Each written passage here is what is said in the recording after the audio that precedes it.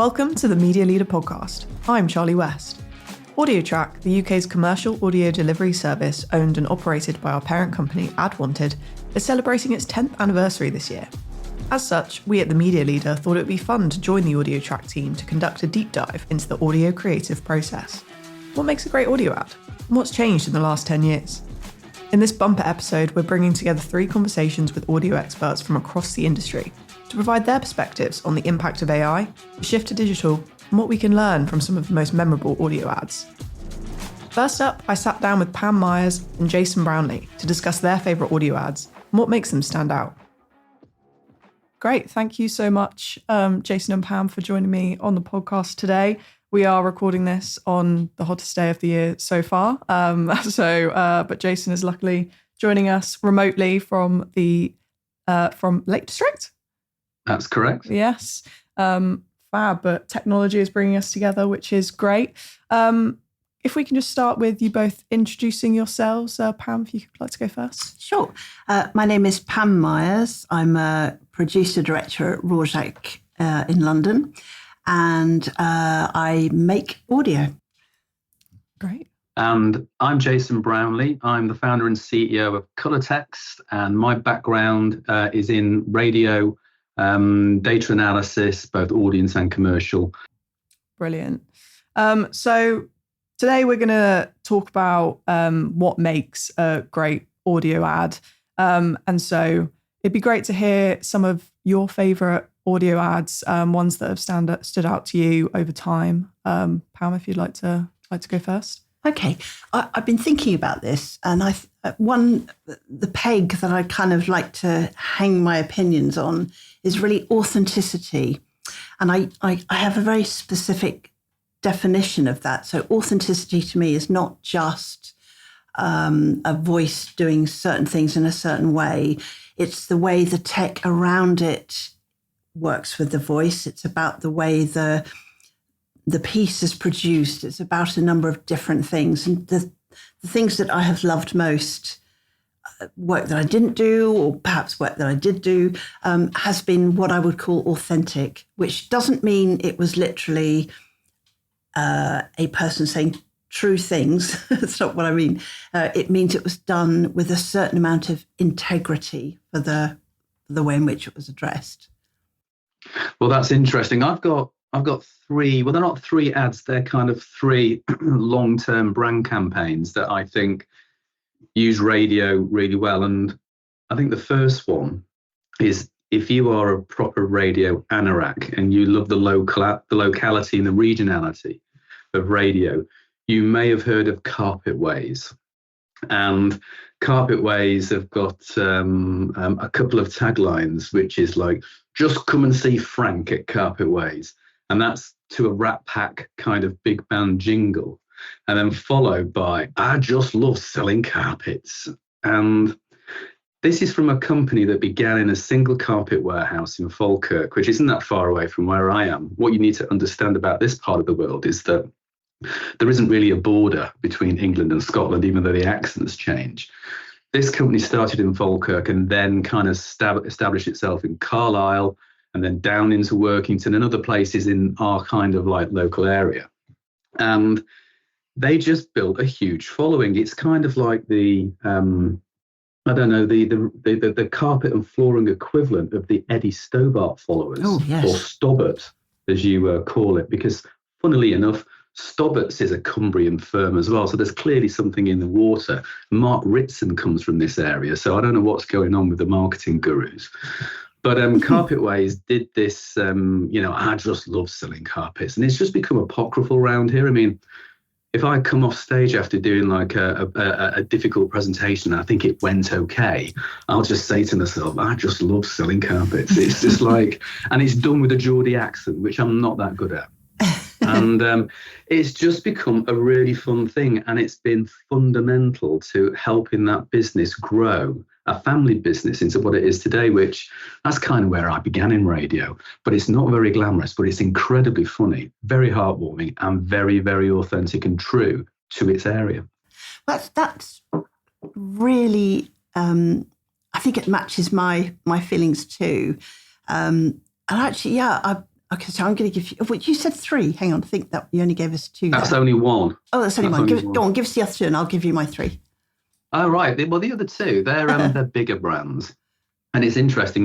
These are 3 campaigns that I just remembered. They were just off the top of my head straight away. So that's kind of mental availability right there when you think about the theory of how advertising works.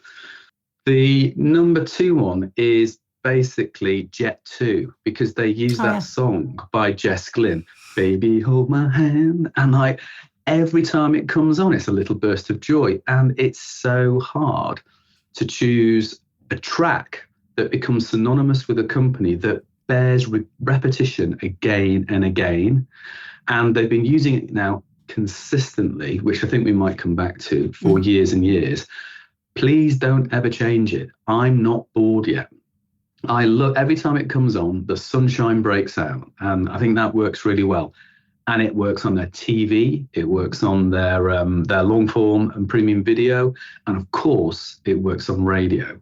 And so the ability of something like that to make you think about a company, no matter what the media touch point is, I think is a very important learning. Because even I'm, after all these years, I'm still amazed at how bad many brands are at making sure they use the same audio assets across all of their advertising. That doesn't happen as much as it ought to. And then my number 3 is Compare the Market with the Meerkats. Who else uses an accent like that on radio or TV? It's fabulous. It's distinctive. That company always sounds like itself. You can't confuse Compare the Meerkat with anybody else. You've got these lovable, humorous characters that you can put into any situation that you like, and it's funny and it's heartwarming and just daft every time. And remember, this is insurance that we're talking about. It's the lowest involvement category you can probably think of. And the really clever thing about it, it's not like other companies like Just Eat using Snoop Dogg, for instance.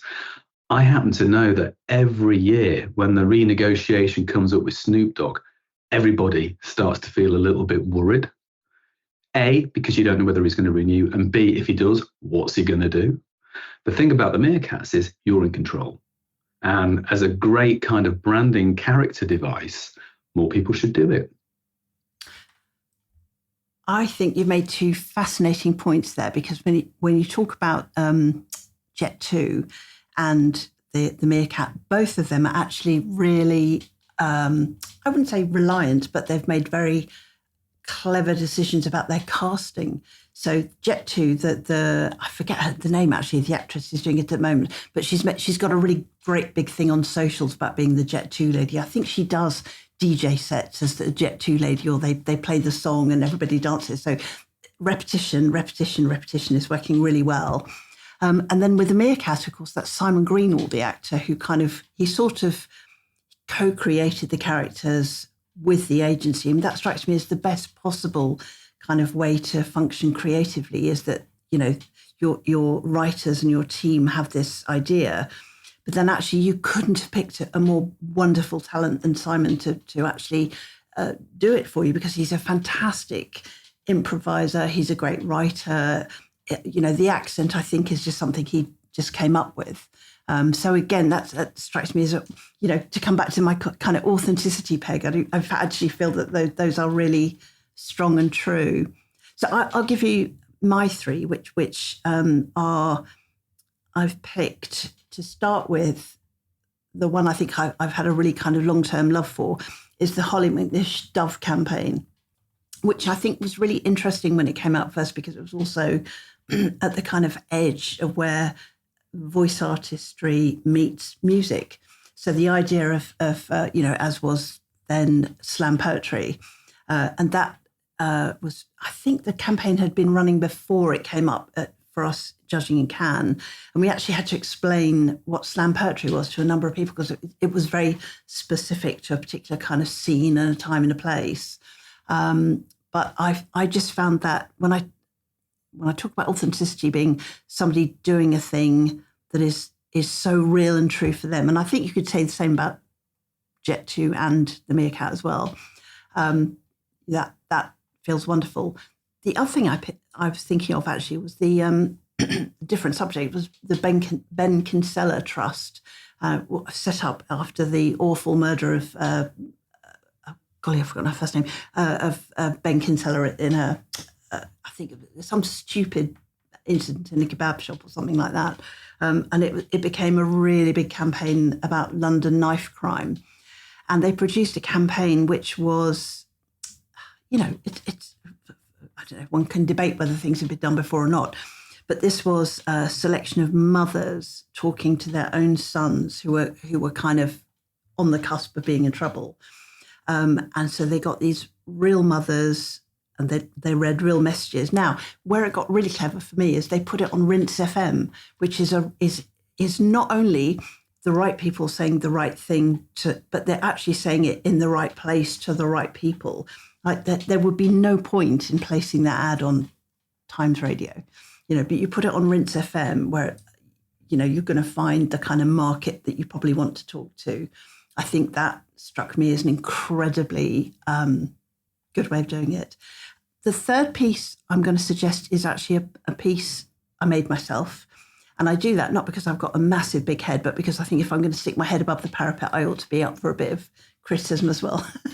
And that was the campaign for Dexcom, No More Pricks, which was a tremendous success. And it couldn't be more simple, just a kind of a talking head, a really a guy at the end of his tether, a guy of a certain age. And it's an actor called David Cann. And I cast him because we actually live quite close together and I met him quite regularly in the Co-op in the Askew Road. And he always sounded quite pissed off. He's a lovely man, really, really funny and gentle. But he also had this wonderful kind of world-weary, oh, God, kind of way about him. So I put him forward tentatively when McCann, Birmingham, Joe Ivory wrote these beautiful scripts. And I put David forward and it was just one of those moments when, like with Simon and the Meerkat, he just inhabited the character so perfectly. And it couldn't really have been a more simple piece of production if you pare it down. It was really just a kind of talking head. So, So that's all interesting because what it makes me think of, Pam, is the balance that we want to try and understand, or how to achieve a balance between creativity and exigency. Mm-hmm.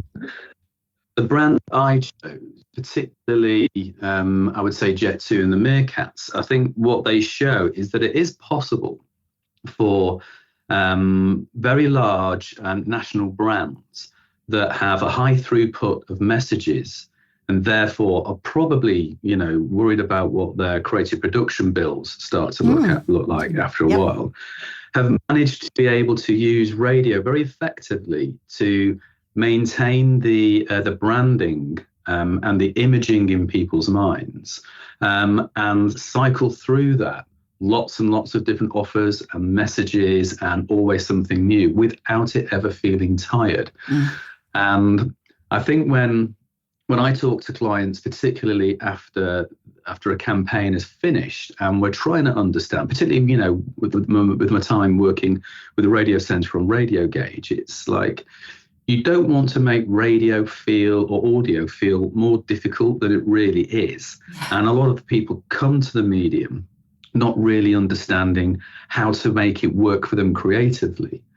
And this is where a conversation about creative strategy normally should happen. Very often it doesn't. Is this about confidence? Do we think perhaps if your marketing client, if your ultimate client will agree to have their phone number in one less time, I can give you so much more with different things. We can actually leave the actor's space to do some acting, which will engage you in a completely different way than simply having them rattle off words. So just because, lift your eyes from the paper when you're in the recording, because it doesn't matter if, they can my engineer, Tim Lofts, always says to me, he says, I can make anything fit into 30 seconds, but you won't like it, which I think is an incredibly valid point, because you can give me a piece of paper with a ridiculous amount of words on and say, make 30. Yeah, we'll make you 30. I mean, it'll be awful. You won't remember anything about it. But if you have a little bit more confidence, and if you take the research on board and actually use the tools that we have now for radio, for audio. Yeah, absolutely. But I think where this kind of reconnects back to creative strategy in audio is that you've got to respect the 95-5 rule. And this is probably the only iron law that we have in marketing, developed by Professor John Dawes at the Ehrenberg-Bass Institute. And frankly, Byron Sharp says everything we do just follows from, John's, insight, which means that if you look at the addressable market for any product right now, only about 5% of the people within that addressable market are actually looking to buy in this moment where you're putting out an ad campaign. So what you've got to remember with the intimacy of audio, you can't just be selling. Not selling. You should always do that. It's closing. If you're only talking to the 5% of people that are in the market now, what are you doing to the ears of the other 95% that aren't going to buy today or this week, but they may do in 3 months from now? So this is where I think, Jet 2 and the Meerkat and, I just love selling carpets, for me, is really clever because it builds familiarity with that business. It builds trust, likability. And what that does is that for all of the times where you weren't ready to buy something that brand is selling, for that moment you are, you've got an edge on everybody else. And if I like you, far more likely to give you business, and creativity plays a huge role in getting that balance right. So you're saying at that point you're creating a relationship, not just delivering a lecture, really, isn't it? That's the thing. Yeah, I'd like to touch on kind of, I know what we're saying about this importance of authenticity and the consistency of that, but how do brands get the balance right between consistency but remaining distinctive and interesting? Yeah, distinctiveness is one of those words that, marketing gurus argue about, but I think Byron Sharp gives it the best definition, which is like looking or sounding like yourself and not being confused with anybody else. I mean, that's pretty simple. I think, I get that. So developing a palette of identifiers creatively that, it's your color, it's your sound. This is where, again, a good creative strategy that understands how to develop its own distinctive assets and how to deploy them for a long time consistently, but not in a way that's going to box you off because you haven't got enough headroom in the idea for it to last 20 years. And if you're not going to do it for 20 years, you probably need a rethink. That would be my way of thinking about it. I suppose for me, coming at it from a production point of view, my feeling would be that it's, yes, exactly that. There's a kind of wardrobe of tools that you have, and they might be your sound or your music, but also there's a way that you can use those and they can evolve, but they are still definitely rooted in where they were before. So, for example, I don't get, too kind of hung up on it always being the same voice, because there is a certain sort of way of using language, using delivery, using the style of your production that might allow you to, when necessary, say different things to different people in a different way, but in a way that remains identifiably yours. Yeah, absolutely. It would be great just to finish to get just like one, if you had one key takeaway or one key piece of advice that you had to give to a brand on if they were to create, a great creative audio ad, what would that be? It's a big question, but what would your key piece of advice be? May I go first on that? Because actually the answer, I suspect, will give very different answers to that. What I would say, what I would absolutely love is just have some faith in what I can do.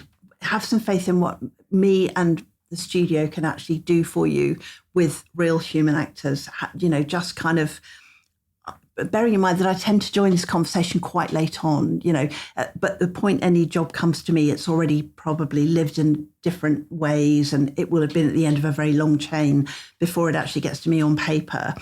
That would be my thing, would just be like, let me do my job, actually. Don't worry about it too much. Just let me do my thing. and then you will retain control over that. There's nothing frightening about it. I'm not suggesting I'm going to run away with your work and do things you don't like, but just let us show you what we can actually do with it. Don't constrain it too much. Okay, thanks. My advice is slightly twofold, but they are connected.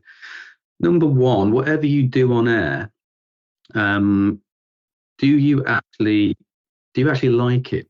Can you actually, how does it feel when you listen to it 3 or 4 times a day? Does it feel still nice? And it does it bear repetition, first of all? Or do you zone out, or do you get incredibly irritated, or other negative kind of reactions? That's the simple, intuitive sort of test about how are other people going to be thinking about this when they're not in market yet, but when they are they going to go with you just because they like you? That's the first thing I would say. And the second thing is, don't change for change's sake on audio is a killer of brand equity. Do not do it. If you've got a new marketing director coming in who wants to move all the furniture around, don't let them. Okay? The listeners are not bored yet.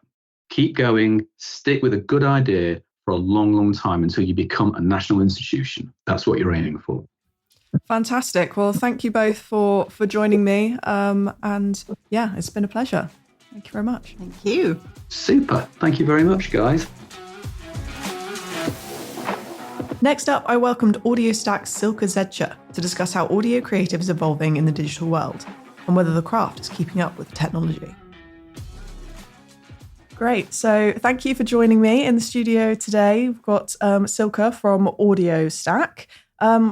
To begin with, if you could just introduce yourself and what you do. Of course. Yes, I'm Silke. I work at AudioStack as the Vice President for Global Commercial Partnerships.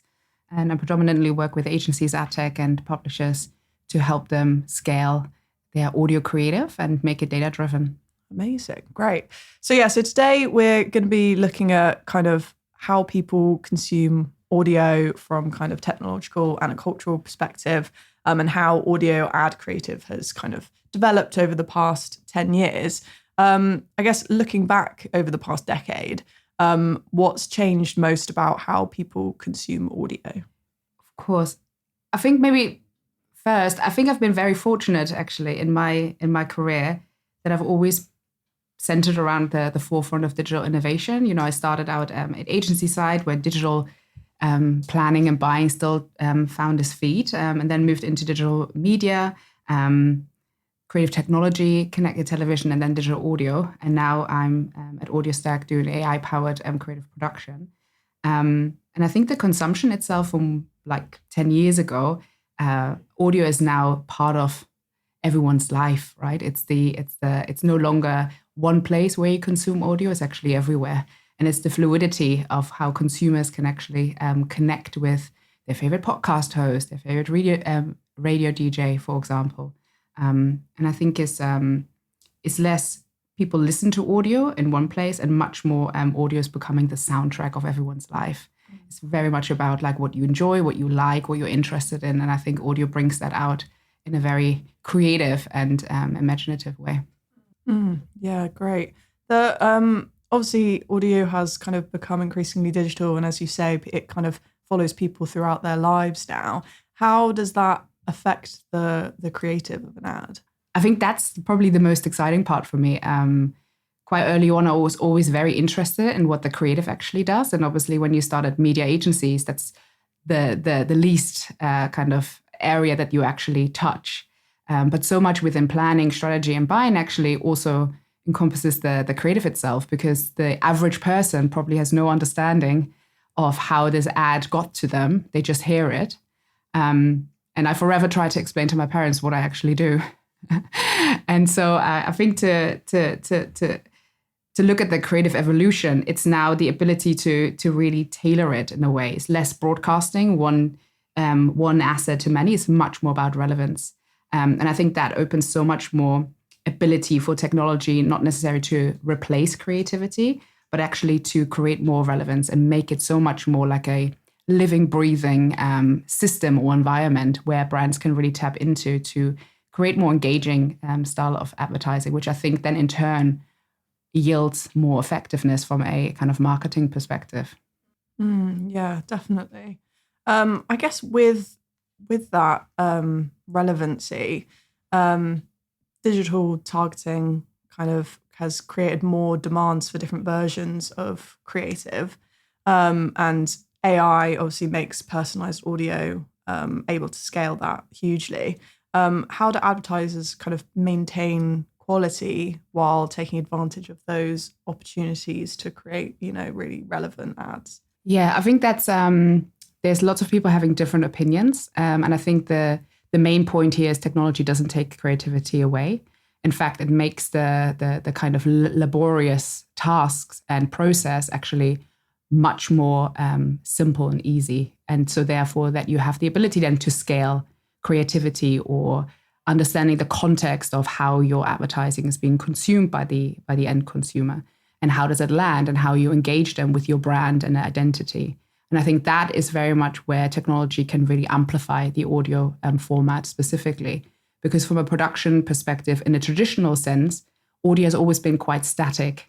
And ever since I've come into audio, I always feel like more brands need to really engage in this format, because it's part of our human evolution and DNA.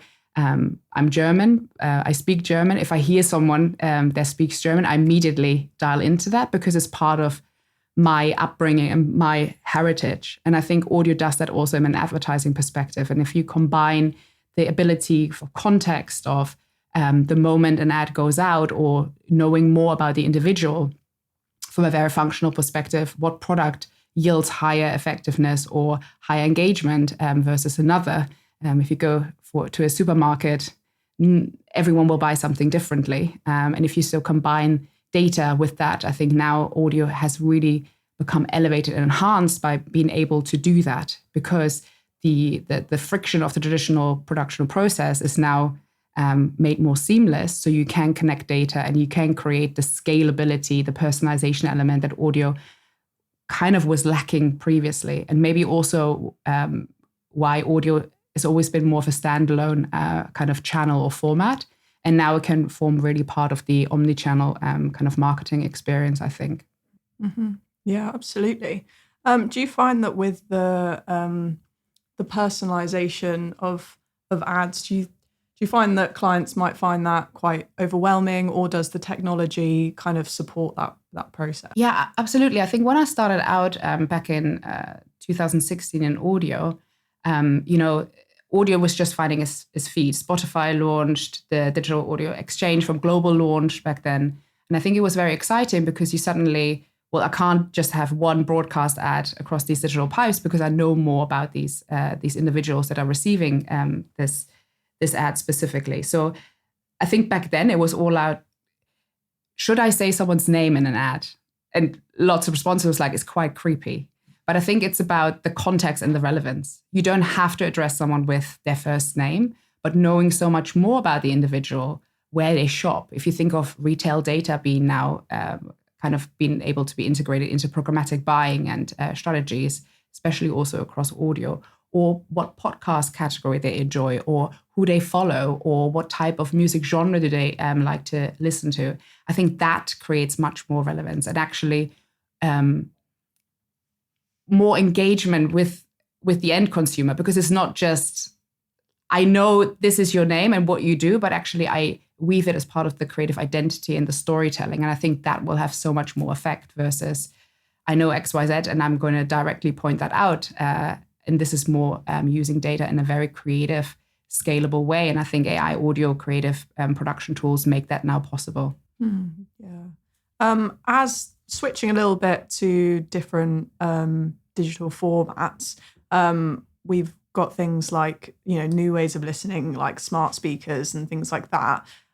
Does that also create different creative opportunities for advertisers? Yes. So with more devices, channels, formats within audio coming out, I think brands have now a real opportunity. I think they're leaning very, very much into it to speak with people rather than at them.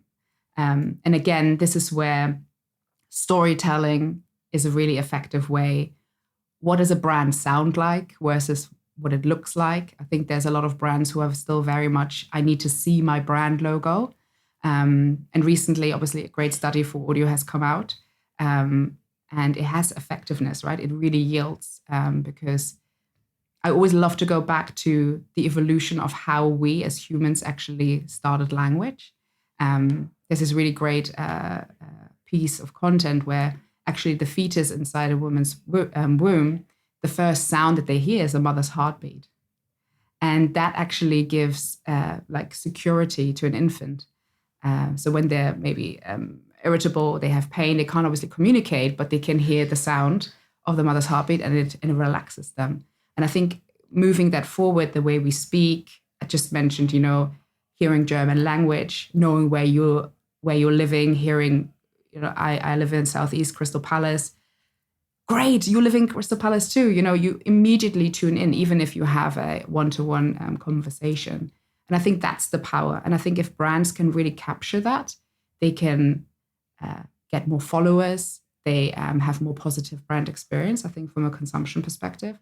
And yeah, I think brands really need to do that, because if you want to create a data-driven marketing ecosystem, audio has to be part of that. And like I said, the kind of key part I always think that has held the audio creative or the audio channel back is the way of how it's being produced, because it is a more laborious process and it requires production skills. And I think in the last 5 to 10 years, when you go into audio events, conferences, it's lovely to see so many more individuals joining this space. And I think that's really always good for everyone if it gets amplified more and brands think in a more omni-channel way, with audio being a firm part of that. And having the ability to create, what your voice as a brand sounds like on smart speakers, or having a kind of voice strategy for customer services as a brand, and all the way to their own brand marketing, of being able to leverage their own data, for example, from a retail perspective, to create more relevant and personalized, scalable advertising. And then also having the ability, again, if we stick with the topic of retail, in-store audio. There's so many more opportunities now for brands to really leverage audio as an ad format there has, I think, ever been before in terms of an opportunity. And I think that's really exciting. Mm-hmm. So then looking ahead for the next 10 years, the next decade, what would you say is the biggest opportunity and also the biggest challenge for audio advertising? So the biggest opportunity, I think, is all around the scaled, personalized style of creative. Actually, today, AudioStack launched Dynamic Creative as a self-serve solution, making it incredibly easy and simple for anyone or for any organization, in fact, to scale audio advertising and the creative itself. Also multilingual. More brands, global brands specifically, require localization of language. I think that is a fantastic opportunity. And again, moving audio very much as a firm part of an omni-channel experience. If you have the ability to understand different touch points for an individual, audio always forms part of that, because we listen on our commute, we listen at home, we listen in our spare time. And so audio needs to be part of that. And I think the opportunity that now really comes is to have the ability to scale audio creative. I think when we talk about challenges, we do need to have more content and transparency around trust, the rights of audio itself and voices and music, for example, but also governance, and very much looking at through the lens of what is a responsible AI audio actually can generate. Because again, it goes back to, it doesn't replace creativity, it amplifies the creativity. And I think that is really important for brands to really embrace, and ad tech platforms and agencies to embrace. And that's maybe a more newer area for them to explore. But again, this is where we can shape the industry to make it responsible. And I think that, again, in context of audio, is such a trusted medium itself. So we should really put a lot of effort into those areas around trust, rights, governance, and responsible AI use. And I think the winners may not always be the ones that use most of AI, but actually they'll use it in the most responsible and creative way to enable more relevant and enjoyable audio advertising in a way. What would your advice be for advertisers that are looking to engage in AI, to approach it in a responsible way? I think it's about understanding and laying out what the use cases actually are for specific brands, how they want to sound, who they want to work with. There's different brands who may not have worked in audio before or used as a channel. They can start testing and trialing what that sounds like for them. They can also test and trial to leverage their own data and different types of audio inventories and channels. And then for those ones that are already established, certain brands and what they sound like. I'm not going to advertise specific brands, but we do know some of those, and they've done it very well. And they can now very much look how they can actually amplify this further. So it translates into all of their types of communication, not just audio itself, but across the board. And again, talking about the retail example, what does a in-store audio ad sound like for a specific brand? Does it also match the experience that someone hear for their TV advertising, where audio is also relevant, right? Hence why it's called audiovisual, or in their podcast advertising or streaming and so forth. So I think there's lots more areas to explore, but having a good stand of what AI transformation for a brand is and how are they going to connect different systems versus thinking of AI tools one by one. I think we're now in the area where everyone is using AI tools, but how do you connect them in the most efficient and effective way that actually brings out the best for the brands, but also our industry as at large? Yeah, AI is getting adopted more and more, and how people approach it is definitely going to be, where the future lies. So that's great. Is there anything else that you wanted to talk about that we've not touched on today? I think me personally, I'm always been a very enthusiastic and passionate person in the industry about creative technology and how creative can be leveraged in an advertising way. And I'm just very excited what that means for audio now, considering that I have been in the industry in audio for the last 10 years. And I think we're now at a moment where, again, it's changing. And I think that's very exciting for more brands to join the space in audio and to see it scale. And I think that is exciting for me, but also others in the market. And in the last at least 6 months, I've had so many wonderful conversations about how audio from a marketing perspective can now form an incredible channel and format for many brands and agencies. And I think that's something to be proud of as an industry, to use audio that is part of our language, how we communicate, as part in a very creative and effective way for brands and advertisers. Brilliant. Well, thank you so much for joining me on the podcast today. It's been a pleasure chatting with you. Thank you so much, Charli. I really appreciate it. And finally, we look at one of the biggest changes facing the industry today, AI. I spoke with Nick Angel and Matt Hopper about how AI is being used in audio advertising and what opportunities and challenges it brings. Fab. So just to start off with, can you both just introduce yourself? We start with Nick. Sure. I'm Nick Angel. I ran my company at Angel Sound up until 2019. And I now sort of exist in a freelance place of audio production and direction, working on radio campaigns, online campaigns, and generally supporting clients with the audio production process. I'm Matt Hopper. I'm the founder and CEO of Trisonic. We're a creative-first audio content agency, content consisting of ads, short form, and podcasts, increasingly video podcasts as well. And our ethos is to create content that performs, not just fills the space. Brilliant. So, we're here today to talk about AI and AI's role in the creative process with audio ads. AI is the buzzword on everyone's lips at the moment, so it should be a very, very topical conversation. How have you found when working with clients or in your roles that AI is currently being used in the creative audio process? Is there a fast uptake of that, or is there a hesitancy? I mean, I think it's important to say right now that obviously this is a multi-layered subject. There are thousands of nuances with it. And also it's a constantly improving kind of platform. So, what we talk about today, in next year will be different for sure.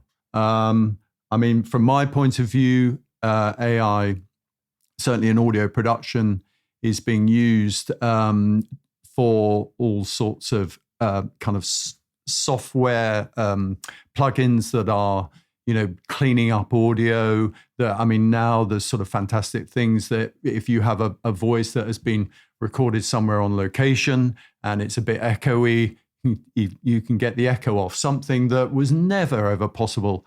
I mean, that wasn't even something we imagined in analog days. And that's getting much better. As Nick said, I mean, it's moving so fast. What 2 years ago was a novelty is now part of, the advertising workflow. And we use AI. I mean, I'm a tech geek anyway. I'm an early adopter and I love all this stuff. But I'm very careful about the way we use it. So we might use it on the scripting side as a thought starter. It still needs a human copywriter, but useful for a thought starter. Obviously, those audio, ways to improve audio in the way Nick was describing, hugely exciting when it comes to serving dynamic creative. Potentially millions of variations of an ad created in hours rather than days. It's hugely exciting. And creative testing is another thing we're using AI for as well. I mean, there's no substitute for a human panel because, hey, we're in the business of talking to humans. We're communicating with humans, so it's very important that humans are involved in the creative process. But if there's a large media spend, it's really good to be able to optimize the creative to make it perform. And if you haven't got the budget for a human panel, then there's AI creative testing, which will give you an idea of where you might be going wrong or where you might be able to improve it. And that's actually it's a critical point that you make about talking to people, because when I started, and really pretty well all voiceover, certainly for N lines, it was RP, received pronunciation, very much the BBC thing. And I think there was always a slight tone of that came over as talking at people. And then there was this kind of slow, positive, but for the better shift to embracing dialects and talking to the audience. And therefore the writing became far more colloquial and suitable for that. That's certainly very, it continues to be prevalent absolutely now. The AI thing, I think, doesn't lend itself to that so well. Yeah. And so do you find that AI, it's speeding up the process? I mean, a lot of the time people are adopting AI, across the board for efficiency and that kind of side of things. Do you find that it's speeding up what, creative processes can sometimes be a little bit more time consuming? Is that what you're seeing? Absolutely. Yeah. I mean, to quote Nick's example of poor quality audio, 2 years ago, if I was recording a podcast with several people remotely in different locations around the world, which we do quite often, I would send them all a microphone, a USB microphone, to make sure their audio is up to scratch. But now I don't care. It could be on a headset, some AirPods. I can make them sound like they're in a studio. So, that sped up the whole process. And going back to that dynamic ad creation, there was a time when you had to get a voice to record all the variations and then assemble them, edit carefully by hand. But now you can use AI to use Microsoft's term, a co-pilot, if you like. And I think that's where AI is really, really handy, but not as a standalone generative ad creator. I would kick against that, although you can do it, of course. Can you just expand on that a little bit more about why you'd kick back on that? What are the kind of drawbacks of using AI to just, ask it to create it, and as opposed to going through like either of you? Well, AI can create, so you can squirt a brief into AI and choose a voice, choose a piece of music, choose some sound effects, and 30 seconds later you've got an ad. But what AI can't tell you is if that ad is any good. Does that ad resonate with your target audience? Is it any good? And by its definition, AI is dragging information from all the audio campaigns ever created and then making its judgment based on that. Therefore, intrinsically, AI cannot be creative. It cannot give that human spark of inspiration that only humans can give. And listen, with brand advertising in particular, clients, together with the expertise that Matt and I would offer, it's about finding a tone of voice as well, and that's through the writing, and then obviously the casting and the production and everything else. And that requires real sort of comprehension of, what the client is trying to achieve, what the campaign, what the message is, and then ultimately how we're going to execute that in a tone that is sympathetic with the brand. So yeah, I definitely spend a lot of time with that. And, when it comes to casting of artists and, it is about a tone of voice. With the idea of like trust, because I think from a consumer point of view, people might not know where AI is getting involved in terms of the creation of, audio ads and other types of media. Do you see that as a problem if you're only using it in the space of it being more efficient, but then other maybe places are using it to generate, the creative ad? Like, how do you make that distinction? Should there be a distinction? How does that work with trust with consumers? I think we, in our position, we definitely need to encourage conversation and thought about that. I think at the moment, and certainly in my experience, there's a client I work for, it's mainly online advertising. So there is a visual and then I'm creating the audio. The audio that is supplied with the ad when I first get it is very clunky.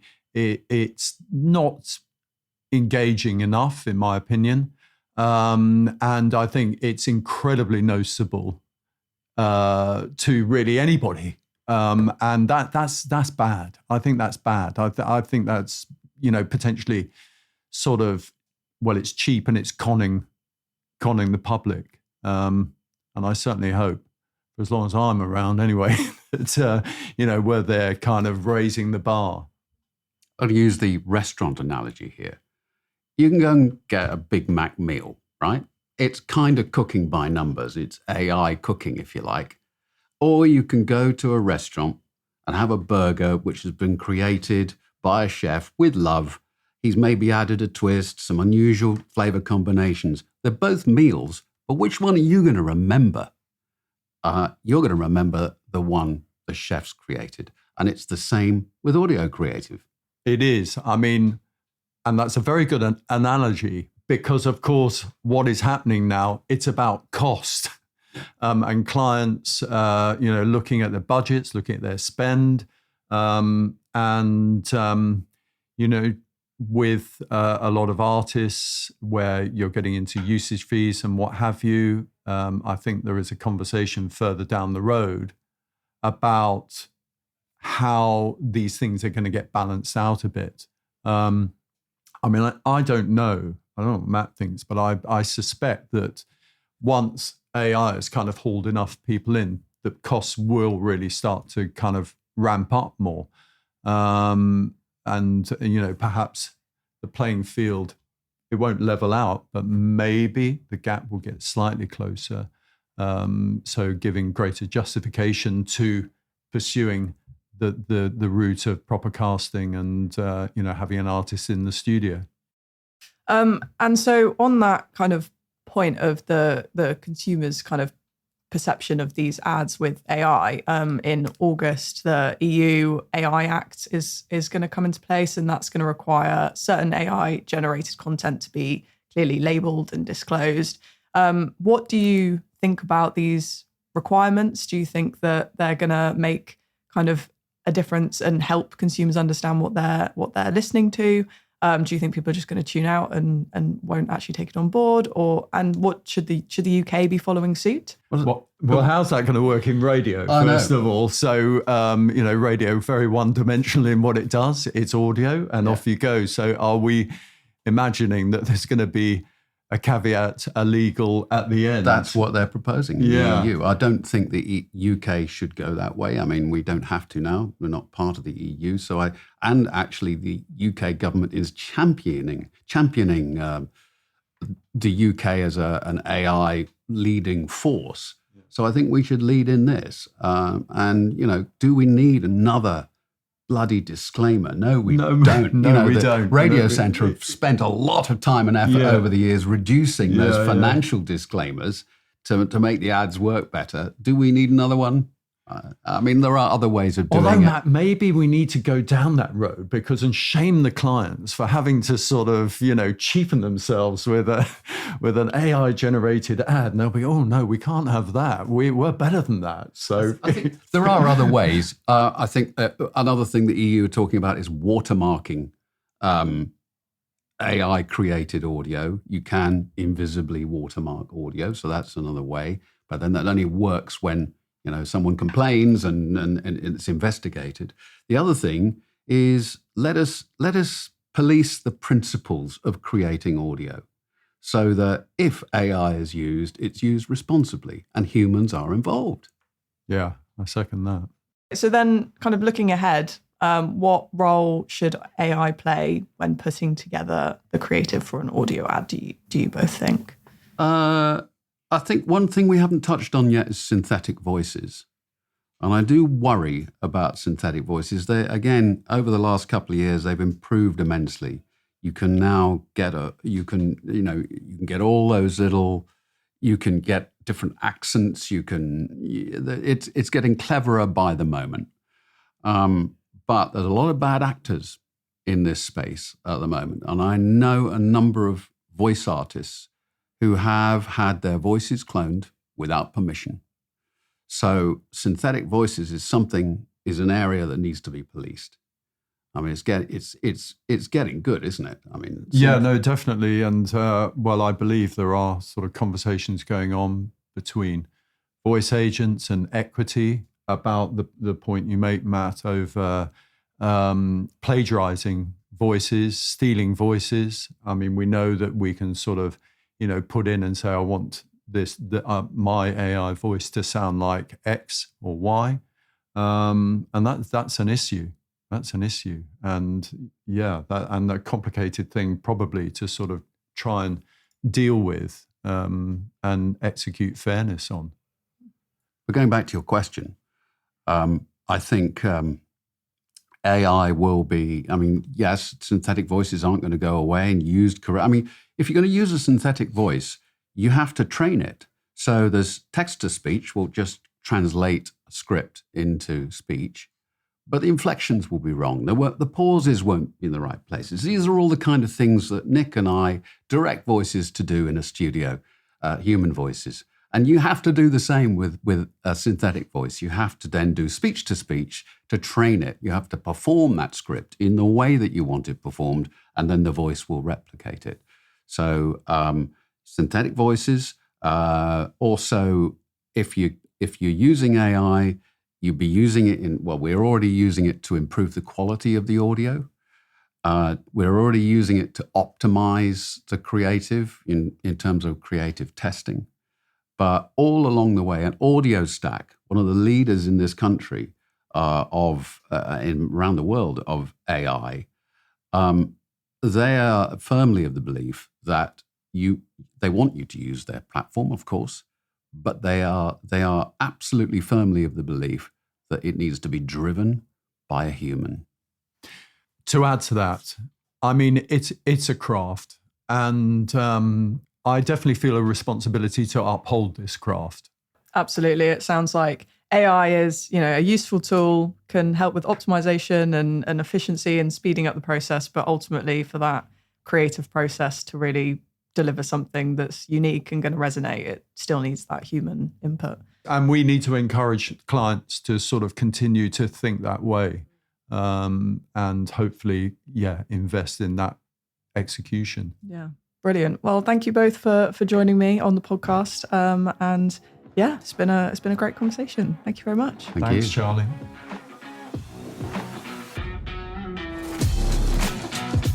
You've been listening to the Media Leader podcast, and I've been your host, Charli West. Don't forget to give us a follow and come back for our next episode.